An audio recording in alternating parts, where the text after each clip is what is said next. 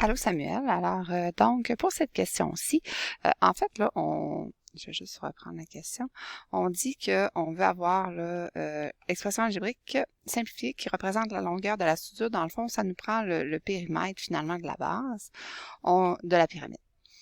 Ici, on a le volume et on a la hauteur. Donc, on se rappelle que pour trouver le volume d'une pyramide, la formule, c'est quoi? La formule, c'est V. Oh, excuse-moi. Donc, V est égal à l'aire de la base fois la hauteur divisé en 3. Et là, nous, le volume, on le connaît, c'est cette expression-là. On connaît la hauteur qui est x plus 5. Alors, on va être en mesure de venir isoler l'aire de la base, OK?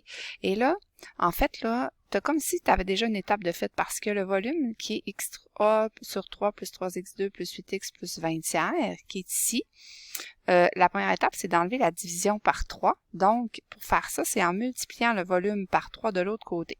Et la multiplication du volume par 3, là, c'est cette équation-là. Donc, x3, parce que si je multiplie par 3, dans le fond, j'enlève le dénominateur ici.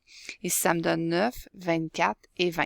Alors là, ça ici, le x3 plus 9x2 plus 24x plus 20, finalement, ça va être égal à quoi?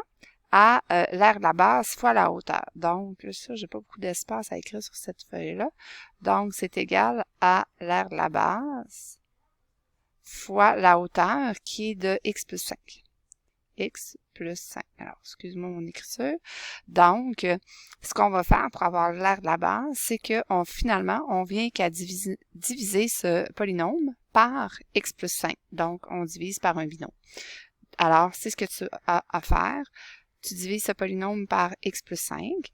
Et ce que ça va te donner finalement, ben, c'est l'aire de la base. Donc, il va falloir, puis on se rappelle que la base, c'est un carré, hein? Alors, avec l'aire, tu vas être en mesure de venir trouver la mesure d'un côté. Et finalement, trouver, bien sûr, le périmètre. Alors, je te laisse poursuivre. Si tu as autre question, n'hésite pas. Bonne soirée.